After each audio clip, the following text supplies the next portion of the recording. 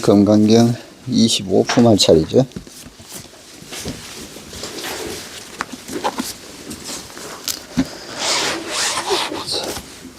우선 경 내용부터 먼저 읽어보고 들어가도록 하겠습니다.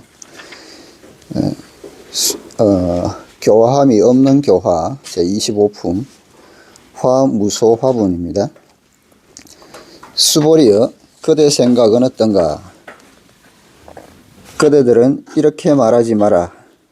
여래께서 중생을 제도해야 한다고 생각하신다 라고 수보리여, 이렇게 생각하지 마라. 왜냐하면 실로 여래가 제도한 중생은 하나도 없기 때문이다.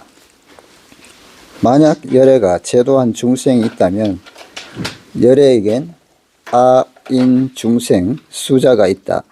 수보리여, 여래가 내가 있다고 말하는 것은 내가 있는 것이 아니나 범부는 내가 있다고 생각한다. 수보리여, 범부를 여래는 범부가 아니라 말하니 그것을 일러 범부라 한다. 금강경은 이제 전체적인 결론을 내리고자 합니다. 결론은 한마디로 교화함이 없는 교화입니다. 무엇을 교화라 할까요? 당나라 이전에는 대부분의 불경에서 교화라는 말을 사용했지만 당송 이후에는 사람을 제도한다, 도인이라는 말을 사용했습니다. 제도도 좋고 교화도 좋습니다. 그렇지만 제도라 해도 제도할 수 없고 교화라 해도 교화하기가 아주 힘듭니다. 원명시대에 이르러서는 아예 이 두 개념을 합쳐 제도하고 교화한다, 도화라고 했습니다. 여기서 제도하고 교화하는 것이란 사실 교육을 말하는 것으로 사람을 감화시켜서 변하게 하는 것입니다. 이게 사실 교육을 이야기한다고 하면 감화라는 말이 나와서 이야기하는데요.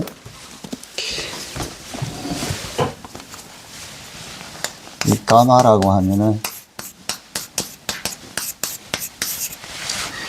감자가 느낄 감자죠. 이게 마음속에서 어떤 느낌이 일게 한다는 소리죠. 마음속에서 느낌을 일게 해서 교화한다, 내지는 변화시킨다, 변하게 한다는 뜻이죠. 마음에서 감동을 느껴서 스스로 변화하게 만든다는 겁니다. 그것을 감화라고 하는데 이게 교육을 하는 목적이기도 하고요. 그 감화라는 이야기가 나와서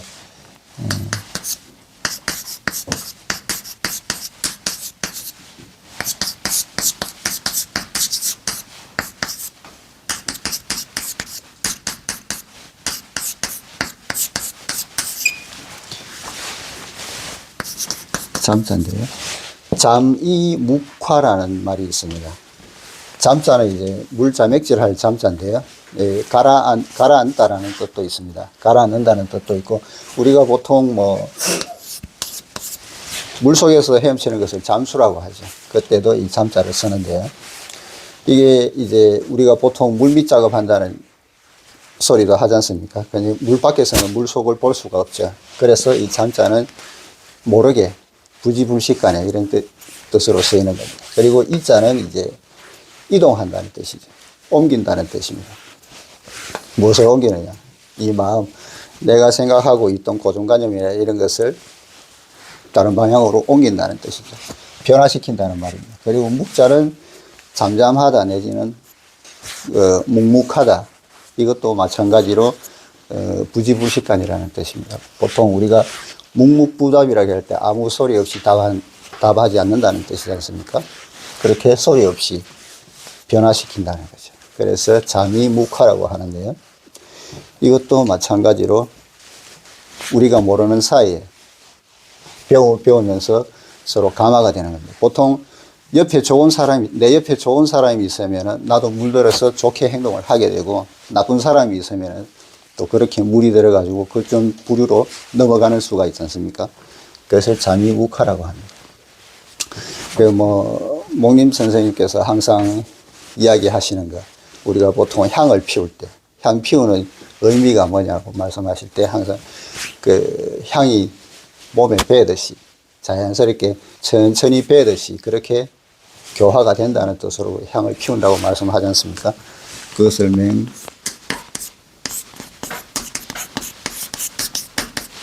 훈섭이라고 하죠.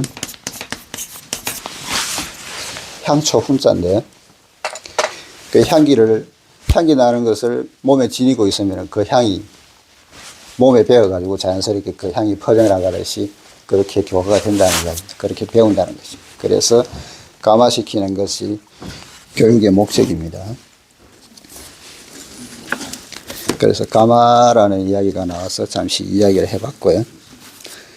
이 제도 또한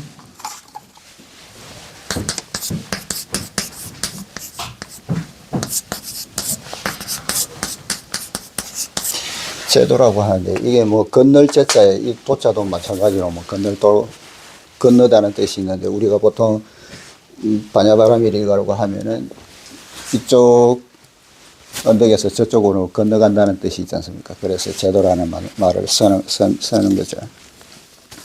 그래서 피안에 이르게 한다는 뜻으로 제도라는 말을 씁니다. 자, 그래서 그 다음에 경본문입니다. 수보리의 운하. 수보리여 그대 생각은 어떤가? 여등무리 열애작신염 아당도 중생. 여등이라고 하면은 그대들, 보통 여기서 등자는 복수를 나타내는 말입니다. 너희들은 물위, 말물자죠. 뭐 하지 마라는 뜻입니다. 물위, 말하지 마라. 열애작신염, 열애께서 그런 생각을 하리라고 말하지 마라. 그 생각이 뭐냐 하면은 아당도 중생, 내가 마땅히 중생을 제도하리라 라는 그런 생각을 한다고 말하지 마라는 이야기죠. 이건 역시 부처 스스로 말한 것입니다. 수보리에게 말합니다. 그대는 어떻게 생각하는가? 그대들은 절대 부처가 이런 생각을 한다고 말해서는 안 된다. 여등무리. 어떤 생각을 말하는 것일까요? 마땅히 일체 중생을 제도해야 한다. 아당도 중생이라는 생각입니다. 어떤가요? 부처가 아주 묘하지 않습니까? 금강경을 자세히 연구해보면 부처 일생에 있었던 수많은 상황들을 금강경 속에서 모두 부인하고 있음을 알 수 있습니다. 49년간을 설법하고서도 금강경에서는 한마디도 말한 적이 없다고 합니다. 바로 그가 말한 이 금강경이 우리 앞에 놓여 있는데도 그는 이렇게 말합니다. 그가 본래 중생을 제도하겠다는 발언을 하고서도 이제 또 부인합니다. 이보게, 착각해서는 안 되네. 그렇게 생각하지 말게. 내가 일체 중생을 제도하려 했다고 그렇게 생각해서는 절대 안 되네. 글자 그대로 해석하면 이렇습니다. 수보리 막작신영, 수보리여 그런 생각을 하지 마라. 여기서 다시 한번 강조하죠. 하이고, 왜냐하면 실무유중생 열애도자, 실로 열애께서 제도한 중생이 없기 때문이다. 약유중생 열애도자, 열애적유 아인 중생수자. 만약 열애께서 제도한 중생이 있다면 열애는 곧 아인 중생수자가 있는 것이다. 절대 이런 생각을 해서는 안 된다. 막작신영. 여기 막자도 앞에 물자와 마찬가지로 뭐 하지 말라는 뜻입니다. 앞에서 이미 말한 바 있지만 여기서 다시 한번 반복합니다. 그렇게 생각해서는 안 된다. 그런 생각을 가져서는 절대 안 된다. 좋습니다. 우리는 이제 부처의 말을 마음에 새기고 있습니다. 부처님, 저를 제도해 주십시오. 이렇게 머리를 조아리고 말할 필요 없습니다. 이 어른은 인정하지 않습니다. 그분은 지금 아주 바쁩니다. 막 열반에 들려고 합니다. 그러니 여러분도 그렇게 생각해서는 안 됩니다. 왜 그럴까요? 실로 열애가 제도한 중생은 하나도 없기 때문입니다. 실무유 중생 열애 도자. 이 말은 엄중합니다. 방금 우리는 우스갯소리처럼 부처가 일체를 부인했다고 말했는데 다시 한 걸음 더 나아가 그 이유를 들으니 온통 오리무중에 빠져버리는 것 같습니다. 무슨 이유일까요? 실제로 세상에는 부처의 제도를 필요로 하는 중생이 아무도 없다는 것입니다. 여러분은 주의해야 합니다. 부처는 제도가 필요한 중생이 없다고 했습니다. 부처가 직접 말한 것입니다. 만약 열애가 제도한 중생이 있다면 열애에겐 아인 중생 수자가 있다. 약유 중생 열애도자, 열애적유 아인 중생 수자. 선종의 표현을 빌리면 이것은 관 하나로 두 사람을 묻는 것입니다. 관 하나로 두 사람을 묻는다는 것은 서로 간에 별로 다르지 않다는 뜻이라고 합니다. 그래서 뭐 같은 이의 사람이라는 거죠. 관 하나에 두 사람을 묻는다는 것은 두 사람 다 죽은 시체겠죠. 그러니까 시체니까 뭐 다 같다는 뜻이겠죠. 비차 간에 구분이 안 된다는 이야기입니다. 견지가 서로 크게 차이가 나지 않는다는 뜻이죠. 당신이 나에게 구제를 받았다고 한다거나 혹 나는 부처의 구제가 필요하다고 말했다 칩시다. 대선사라면 이 둘은 모두 도를 깨치지 못했다고 할 겁니다. 그러니 두 사람 다 도를 깨치지 못한 거에 있어서는 똑같으니까 차별이 없다는 겁니다. 부처 또한 그렇게 말합니다. 나는 한 사람도 제도한 적이 없으니 그렇게 생각해서는 안 된다라는 것입니다. 왜 그럴까요? 세상에 부처의 제도가 필요한 중생이 하나도 없기 때문입니다. 앞에서도 이야기했듯이 모든 중생이 부처이기 때문이라는 거죠. 바로 이 말입니다. 그렇지 않습니까? 이 말은 우리 스스로 연구해 보아야 합니다. 부처는 또 말합니다. 가령 어떤 사람이 자기에게 제도되어 성불했다면 자신은 부처가 아니라 아주 평범한 사람에 불과하다는 것입니다. 자신은 이미 아상, 인상, 중생상, 수자상을 가진 사람이기 때문입니다. 그래서 저는 항시 말합니다. 그렇게 예를 갖춰서 절하지 말라고요. 너무 번거롭습니다. 제가 일생에서 가장 두려운 것은 저를 보고 합장하는 사람을 만나는 겁니다. 진땀이랍니다. 얼마나 번거롭습니까? 거기다 답례까지 해야 하니까요. 요즘 사람들처럼 쳐다보고 목례만 하는 것이 얼마나 좋습니까? 마음만 전달되면 아무렴 어떻습니까? 만약 내가 선생이니 머리 숙여 절하는 것이 마땅하다고 말한다면 이 사람에게는 18층 지옥으로도 충분하지 못할 겁니다. 그렇다고 걱정할 필요는 없습니다. 요즘은 지옥에도 지하실이 있다고 하니까요. 이 사람은 지옥의 지하실에나 어울릴 겁니다. 그러니까 뭐 이렇게 하는 사람이라면 아상을 지극히 드러내는 사람이라는 거죠.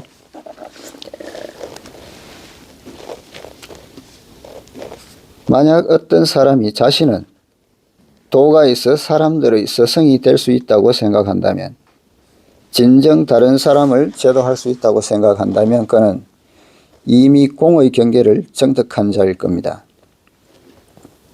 그런 사람이 어떻게 스스로 숭고하다는 생각을 갖겠습니까? 절대 그럴 리 없습니다. 그에게는 이미 그런 생각이 없습니다. 그는 일체 중생, 다른 사람이나 자신이 평등하다고 생각합니다. 앞에 이미 공의 경계를 정득한 사람이라고 한다면 이미 아상, 중생, 수자상을 다 잊었다는 것이 되기 때문에 그렇게 다른 사람에게 상을 드러내지 않는다는 이야기겠죠. 그러므로 부처는 말합니다. 만약 부처가 그런 생각을 갖는다면 그는 이미 부처라 할 수 없다. 도체에서 상에 집착해 스스로 부처라 생각하고 스승이라 생각하며 다른 사람들을 어린 백성인 양 여겨 모두 자신의 신도라고 생각한다면 이런 사람은 절대 부처가 아닙니다. 신도라는 말이 나왔으니 하는 말입니다만 이 말은 아주 듣기 고약합니다. 불교에서는 종래 이런 말이 없었습니다. 단지 신중이라 했을 뿐입니다. 이 도자는 목사나 사용할 수 있는 말입니다. 목사의 목자는 소나 말 또는 사람을 몰아가는 것을 가리킵니다. 이 목자가 가축을 친다는 거죠. 기르다 할 때의 목자입니다. 다스리다, 통제하다는 뜻도 있기는 합니다. 그래서 목자는 소나 말 또는 사람을 몰아가는 것을 가리킵니다. 어린 백성들을 모두 자신을 쫓는 신도의 무리, 도중이라고 보는 것입니다. 신도의 무리는 모두 아래에 있습니다. 불법이 이럴 수는 없습니다. 이전에 어떤 불교계 인사가 신도의 무리라고 표현하는 것을 듣고서 깜짝 놀란 적이 있습니다. 신중이란 말조차도 아주 엄중한 것인데 말입니다. 과거 대륙에서는 어느 절에서도 신중을 모두 거사라고 불렀습니다. 거사라고 하면 이제 속세에 있으면서 불교를 믿는 사람을 이야기하는, 보통 사자는 남자를 가리키겠죠. 제가 아미산에 있을 때 나이가 지긋한 어떤 스님은 원숭이가 나오는 것을 보고서 원숭거사가 나왔다고 했습니다. 뱀이 나오면 뱀거사가 나왔다고 했습니다. 결코 원숭이 무리 후종이라거나 원숭이 때 후도, 뱀 때 사도라는 말을 쓴 적이 없었습니다. 이 스님의 말을 듣고서 사람들은 숙연해지고 공경심이 일었습니다. 일체 중생을 평등하게 여겨 원숭거사, 뱀거사라 하는데 이것이 바로 불법의 정신입니다. 만약 불법에 다른 중생을 다스린다는 생각이 있다면 그것이 어찌 불법의 정신일 수 있겠습니까? 제발 바로잡아 이런 착오를 범하지 않기를 바랍니다. 부처는 지금 말합니다. 가령 그가 이런 생각을 갖고 있다면 즉 중생이 자신의 교화를 받아들여 도를 얻을 수 있다거나 자신의 제자로서 마땅히 자신에게 이런저런 공경을 표해야 한다거나 하는 생각을 갖고 있다면 그것으로 끝장이다. 즉 유아인 중생 수자, 이것은 성불이라 할 수 없다. 좋습니다. 부처시여, 이제 잘 알았습니다. 당신께서는 겸허하게도 자신이 다른 사람을 제도한다는 것을 인정하지 않습니다. 그렇지만 실제로 우리는 당신의 제도를 받아들이고 있습니다. 겸허한 것은 당신 몫이지만 공경하는 것은 우리 몫입니다. 각자 자신의 길을 간다면 잘못되는 것이 없을 겁니다. 그렇지만 아직 하나의 문제가 해결되지 못했습니다. 당신께서 세상에 부처의 제도를 필요로 하는 중생은 없다고 하셨는데 바로 이 문제입니다. 이 문제에 대해 부처는 이어서 해답을 제시하고 있습니다. 수보리여 열애설 유아자 적비유아 이 범부지인 이비유아. 수보리여, 열애께서 말한 유아, 즉 내가 있다는 것은 적비유아, 내가 있는 것이 아니다. 이 범부지, 그러나 범부의 사람은 이위유아, 내가 있다고 생각한다. 여기서 이위는 뭐뭐라고 생각한다, 여긴다는 뜻이 있습니다. 이위유아, 내가 있다고 생각한다는 거죠. 수보리여 범부자. 범부라고 하는 것은 열애설 적비범부, 심형범부. 열애께서 말씀하시기에 범부가 아니면 그 이름이 범부이다. 진정한 불법은 우리에게 하나의 것, 84,000법문은 우리에게 단지 하나의 것, 즉 어떻게 하면 진정한 무아를 정득할 수 있는가 하는 것을 가르칩니다. 그것을 얻으면 곧 성공입니다. 아주 간단합니다. 단지 이것만 닦아서 진정한 무아에 이르면 됩니다. 이미 무아에 이르렀다면 당연히 부처의 제도가 필요치 않습니다. 내가 바로 본래 부처입니다. 부처가 사람을 제도한다는 상에 집착한다면 부처는 곧 아상, 인상에 집착한 것입니다. 진정으로 도를 깨칠 수 있다면 그것은 곧 무아로서 부처로서도 제도할 곳이 없습니다. 깨닫는다면 본디 부처인데 무슨 제도할 중생이 있겠습니까? 중생이 곧 부처인데, 이렇게 본다면 부처의 말은 틀린 데가 없습니다. 부처의 제도를 필요로 하는 중생은 없습니다. 보다 철저히 말한다면 부처가 말한 84,000의 법문은 당신께서 수도하여 정득한 법문을 모두 우리에게 일러준 것입니다. 그대들도 이렇게 한다면 마찬가지로 성불할 수 있다는 겁니다. 부처는 우리가 성불하도록 도울 수 없습니다. 우리 자신이 스스로 제도해야 합니다. 부처가 우리를 대신하여 닦아줄 방법은 없습니다. 스스로 닦아서 성공하면 그것이 곧 스스로를 제도하는 것으로 자신이 스스로 닦고 스스로 제도하는 겁니다. 그러므로 부처의 말은 사실입니다. 부처는 자신의 제도를 필요로 하는 중생이 없다고 했습니다. 부처 또한 그들을 제도할 수 없다는 겁니다. 반드시 신심으로 스스로 신심을 지니고 스스로 닦아서 제도해야 합니다. 따라서 부처의 말은 한 군데도 틀린 데가 없습니다. 그렇지만 부처가 표현하는 방법은 사람들을 놀라게 합니다. 한마디 한마디 하는 말마다 이해하기가 매우 어렵습니다. 사실 이치는 아주 간단합니다. 사람은 모두 스스로 해탈해야 한다는 것입니다. 자성으로 스스로 제도하고 스스로 구해야 한다는 것입니다. 아무도 자신을 구해줄 수 없습니다. 말만으로 한다면 아주 쉬운 거죠. 깨닫는다는 것은 아주 간단합니다. 본래 내가 가지고 있는 것을 찾기만 하면 깨달을 수 있다는 거죠.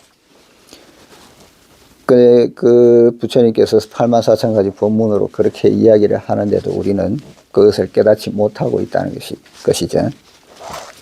그래서 말은 간단하지만 그렇게 간단한 게 아니라는 이야기입니다. 우리가 가진 자성으로 돌아간다는 게 쉽지가 않다는 거죠. 깨닫기가 그렇게 어렵다는 겁니다. 하늘이나 보살도 보호할 수 없습니다. 미신에 빠져서는 안 됩니다. 단지 스스로 도울 때에만 하늘이 도우며 스스로 구할 때에만 복을 얻을 수 있습니다. 보살의 보호를 바란다면 스스로 모두 먼저 스스로 보호해야 합니다. 어떻게 해야 스스로 보호할 수 있을까요? 일체의 선법을 행해야 합니다. 이렇게 스스로 도우면 하늘도 돕습니다. 보살과 여러분 사이에 전선이나 전파가 이어지게 될 겁니다. 여러분이 살인방화를 일삼다가 보살님 저를 보살펴 주십시오 라고 한다면 스스로도 그것이 불가능하다는 것을 알 겁니다. 그러므로 부처는 말합니다. 제도할 수 있는 중생이란 없다고 해요. 중생은 모두 자성으로 스스로 제도합니다. 부처는 말합니다. 무엇을 나라 하는가? 일체 중생은 본래 무아이니 이것이 불법이다. 불법 3장 12부 경전은 한마디로 바로 이것을 우리에게 말하고 있습니다. 본래 무아입니다. 우리가 거기에 이르지 못하고 있을 따름입니다. 무아에 이를 수 있다면 누구든 성불합니다. 부처는 또 말합니다. 열애가 내가 있다고 말하는 것은 내가 있는 것이 아니나 범부는 내가 있다고 생각한다. 열애설 유화자 즉 비유화 이 범부지인 이비유화. 범부란 곧 일반인을 말하는 것인데 불경을 번역하면서 사용한 말입니다. 그러나 지금 우리는 범부라는 말을 듣기만 해도 마치 욕을 당한 것처럼 생각합니다. 우리가 상대방에게 별뜻 없이 당신은 범부라고 한다면 그는 내심 불쾌하게 생각할 겁니다. 나를 깔보다니 하고 말입니다. 그럼 우리나라에서는 그냥 뭐 범부라고 하면 일반 사람들을 이야기한다고 하는데 중국에서 범부라고 하면은 중국에 판푸라고 하는데 범부라고 하면은 약간의 좀 속된 사람들. 우리가 보통 뭐 속물이라고 하는 사람들. 이런 사람들을 보통 범부라고 하는 경향이 요즘 현대 한에는 그런 경향이 좀 있거든요. 그래서 범부 속자라고 하는데 판푸 속자라고 하는데 그렇게 하면은 일반 약간의 세속적이고 속물적인 사람을 이야기할 때 그렇게 이야기를 많이 합니다. 그래서 여기서 말하듯이 나를 뭐 깔본다는 그런 특유의 어감이 있거든요. 그렇지만 보통 사람에게 당신은 무아의 경지에 이른 것 같다고 해도 그는 두려워할 겁니다. 사람들이 모두 자기의 경지를 탐내고 있다고 생각할 겁니다. 과연 어떤 것이 궁극적인 나일까요? 불경은 말합니다. 인체는 36가지가 우연히 결합된 것으로 그중 어떤 것도 내가 아니다. 보통 뭐 우리가 4대 가합이라고 이야기하죠. 육체를.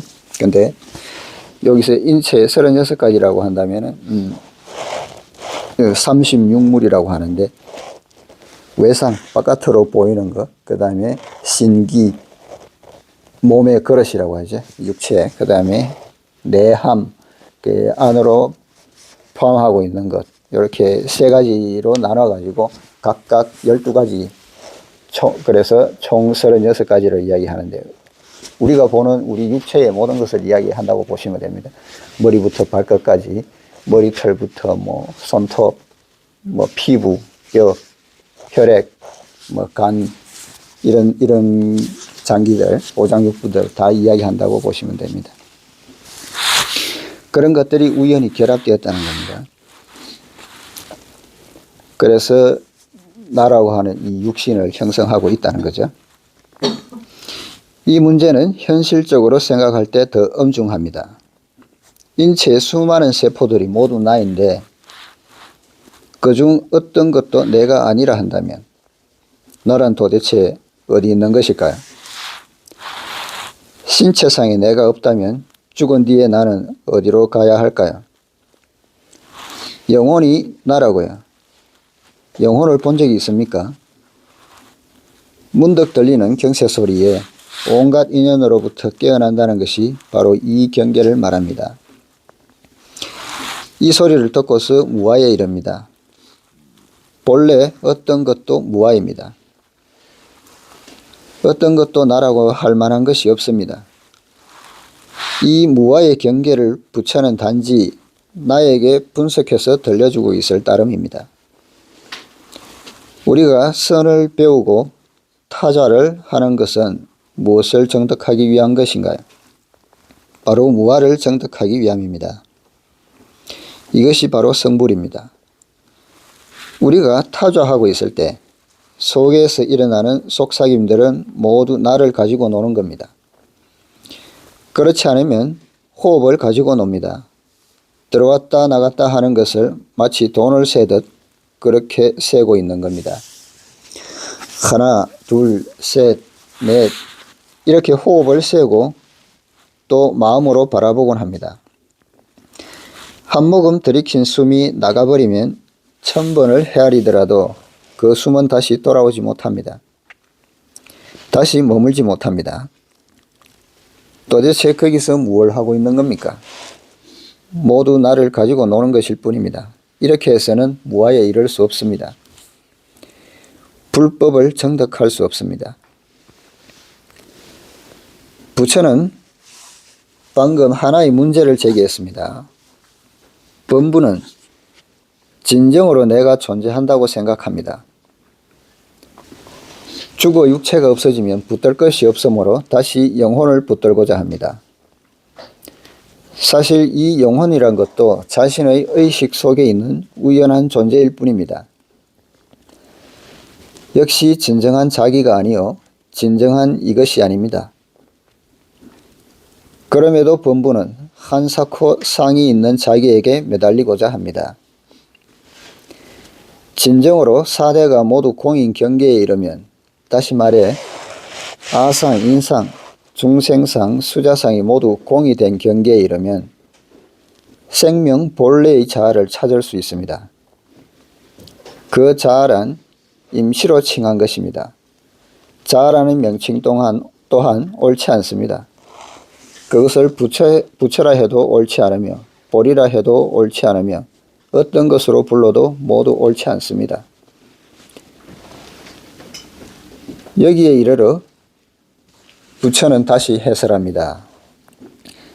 수보리여, 범부를 열에는 범부가 아니라 말하니 그것을 일러 범부라 한다. 수보리, 범부자, 열에설 적비범부, 심형범부. 부처가 왜 이 꼬리를 떠붙였을까요? 그의 말을 사람들이 또 붙들고 집착할까봐 두려웠기 때문입니다. 불법을 배우는 많은 사람들은 스스로 성인이라 생각하지는 않더라도 범부라고 하면 내심 불쾌해합니다. 자신이 범부라는 사실을 수긍하지 않으려 합니다. 그러므로 불법이나 도를 배우는 사람들은 아주 불쌍합니다. 성인과 범부의 사이에서 마치 어린애들이 그네를 타듯 왔다 갔다 하면서 내려서지 못합니다. 영원히 공중에 매달려 흔들거리고 있습니다. 부처는 우리에게 말합니다. 소위 범부란 본래 가칭이다. 가짜로 임시로 칭한다는 거죠. 진정한 범부란 없다. 임시로 범부라 칭한 것일 뿐이다. 그러니까 이 유아, 내가 있다고 생각하는 이것을 단지 가칭해서 임시로 그렇게 이름을 붙여가지고 범부라고 이야기를 한다는 겁니다. 진정한 범부가 있어서 범부라고 하는 것이 아니라 단지 지금 현재 잠시 깨닫지 못하고 있는 사람을 범부라고 이름한다는 거죠. 좀 더 엄중히 표현하자면 일체 중생은 모두 부처입니다. 단지 중생은 자신의 본성을 찾지 못하고 있을 뿐입니다. 그것을 찾는다면 범부가 아니라 모두 부처이니 중생은 평등합니다. 이 때문에 후세의 선종경전에서는 심, 불, 중생은 차이가 없다고 했습니다. 마음이 곧 부처입니다. 심적 불이죠. 도를 깨치면 이 마음이 곧 부처입니다.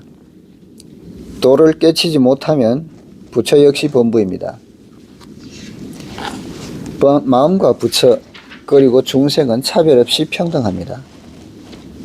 이것으로 이 품이 모두 끝난 것일까요? 아직 끝나지 않았습니다. 여전히 중대한 문제가 남아 있습니다. 이 품의 서두 부분을 다시 돌이켜보기로 합시다. 수보리여, 그대 생각은 어떤가? 그대들은 이렇게 말하지 마라. 열애께서 중생을 제도해야 한다고 생각하신다라고. 수보리의 운하, 여등 마리 열의 작신염 아당도 중생. 여기서 중점은 아자에 있습니다. 부처는 말합니다. 나는 중생을 제도하지 않는다. 글자 그대로 해석하자면 이렇습니다. 부처가 왜 이렇게 말했을까요? 전편의 뜻은 다음과 같습니다. 사람이 진정한 무아를 깨닫고 수지를 통해 진정한 무아를 정득하면 곧 부처라는 것입니다. 이 부처는 무아이므로 자연 무중생이며 무수자입니다. 이것이 바로 부처의 경계입니다. 그러므로 무아의 경계에 이른 것이 바로 부처의 경계입니다. 일체의 본부는 모두 아상, 인상, 중생상, 수자상을 가지며 또 일체의 관념에 집착합니다. 이런 모두 내가 있음으로써 야기된 것이므로 진정한 무아는 곧 부처의 경계입니다. 그렇다면 무아 이후를 무엇이라 할까요? 주의해야 합니다. 불법을 연구하는 사람들은 대개 무아라는 말을 들으며 무의식적으로 주석을 덧붙입니다.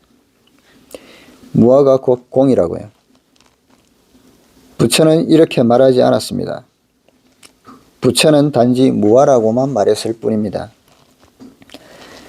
공이라는 것은 우리가 갖다 붙인 것입니다. 만약 나에 집착하는 본부의 경계를 진정으로 모두 떨쳐버릴 수 있다면, 소위 놓아버린다면, 더 이상 놓아버릴 수 없는 경지에 이르도록 놓아버린다면 생명 본래의 모습을 찾을 수 있습니다. 억지로 이것을 표현해 본다면 우리 생명의 진화라 할 수 있는데 참나라는 이야기죠. 우리 생명의 진아라 할 수 있는데 이것이 바로 부처의 경계입니다. 그렇지만 이 경전에서 부처는 진아라는 말을 하지 않았습니다. 그렇다면 여러분은 불경 전부를 찾아보려 할지도 모르겠습니다. 불경 전체는 3장 12부로 묶어볼 수 있는데 실제로 이 중 어떤 것은 진짜이고 어떤 것은 진짜가 아닙니다. 진짜가 아니라고 해서 완전히 엉터리라는 것은 결코 아닙니다.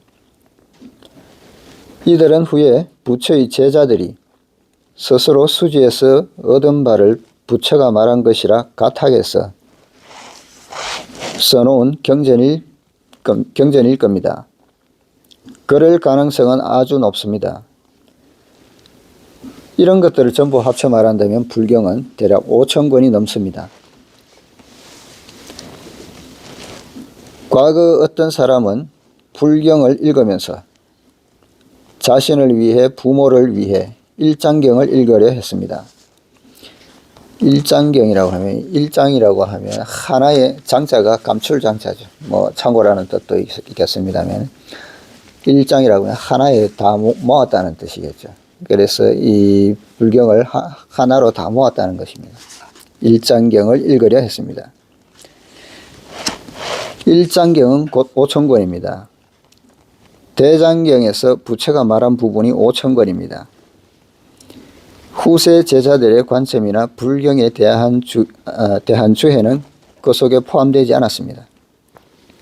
만약 이것까지 다 합친다면 현재까지 모두 13,000~14,000권이며 갈수록 많아질 겁니다.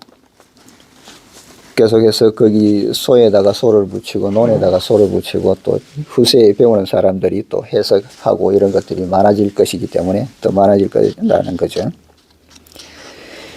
부처는 49년간 설법을 했으나 이 많은 경전 속에서 그가 말한 요점은 다음의 몇 가지입니다. 세간 일체는 무상하여 어떤 것에도 머물 수 없고 어떤 것도 변하지 않는 것이 없으며 어떤 것도 나에게 속하지 않는다. 인세간 일체는 모두 고통이며 어떤 것에도 궁극적인 쾌락, 궁극적인 행복이 없다. 일체는 모두 공으로서 파악할 방법이 없으며 모두 변해가며 변하고 나면 아무것도 붙들 수 없다. 붙들 수 없는 이 상황, 이 경계가 곧 공이다. 그러므로 무상, 고, 공, 무아는 결국 본래 무아이다. 부처가 말한 것은 모두 이렇습니다.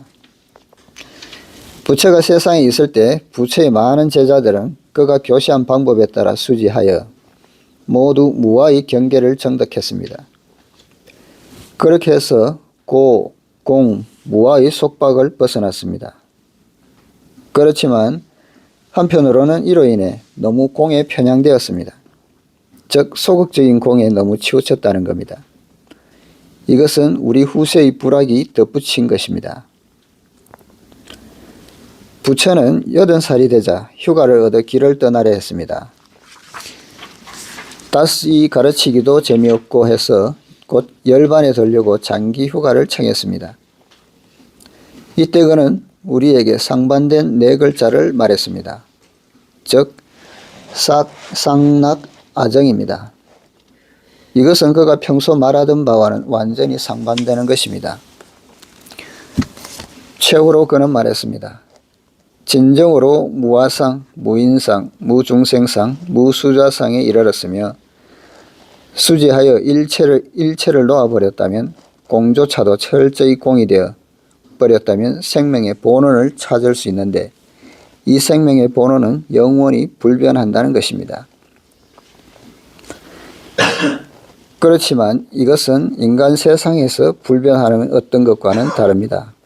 같다고 이해하면 안 됩니다. 이렇게 이해하는 것은 진상유심론에 속하며 곧 외도적 설법입니다. 부처가 언급한 상은 무상과 대비시켜 말한 것입니다. 항상함이 없는 거에 대비시킨 상이라는 거죠.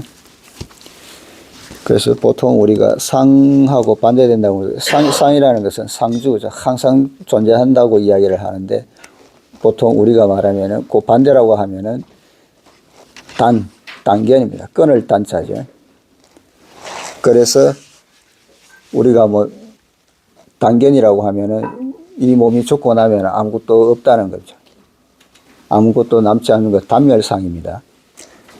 그래서 지금 살아있는 동안 내가 하고 싶은 거 뭐대로 해도 상관없다는 그 연기설을 믿지 않는 그 단을 이야기하는 겁니다. 그런데 여기서 언급한 것은 이제 무상, 항상함이 없다. 변화되기 때문에 항상함이 없는 그 무상에 대해서 언급한 상이라는 겁니다. 상나가정의 상이라는 것이. 금강경 후반부에서는 여기에 대해 해설하고 있습니다. 낙은 고통이 없는 것입니다. 도를 얻은 사람은 고통을 벗어납니다. 일반인들은 도를 얻은 사람은 온종일 쾌락에 젖어 있으리라 생각합니다. 만약 그렇다면 즐거워 죽을 지경일 겁니다. 두통을 예로 들어봅시다. 두통을 겪을 때는 당연히 아주 고통스럽습니다. 그렇지만 일주일 정도 앓고 나면 고통이 사라지면서 머리가 상쾌해져 즐겁다고 말합니다. 이때 이 상쾌함과 즐거움이 못 견딜 정도로 짜릿한 쾌락이라면 이 사람은 사흘이 못 가 미쳐버리고 말 겁니다. 고락이란 상대적 현상입니다. 상에 집착하면 미쳐버리고 맙니다. 무엇이 낙인가요? 고통이 없는 것이 낙으로서 청정한 낙입니다. 청정은 경계가 없습니다. 그러므로 이 낙은 세간의 낙이 아니라 상낙입니다. 항상 하는 낙이라는 거죠. 우리 세간에서 보통 이야기하는 즐거운 거, 고통에 상반되는 즐거움, 그런 낙이 아니라는 이야기입니다. 어떻게 표현할 수 없기 때문에 그냥 낙이라는 말을 써서 이름이 낙일 따름이라는 거죠. 이때가 바로 진정한 나로서 불생불멸합니다. 이 불생불멸의 나는 결코 우리가 생각하듯 아상을 가진 세속적 존재가 아닙니다. 이 나는 아주 청결합니다. 소위 말하는 정토란 깨끗한 경계가 있는 것이 아닙니다. 우리의 땅속이 아주 깨끗하다고요? 그리 깨끗하다 할 수 없습니다. 그렇다면 허공은 깨끗하지 않겠느냐고요. 과학자들이라면 허공 속에도 많은 것들이 들어있다는 사실을 알 겁니다.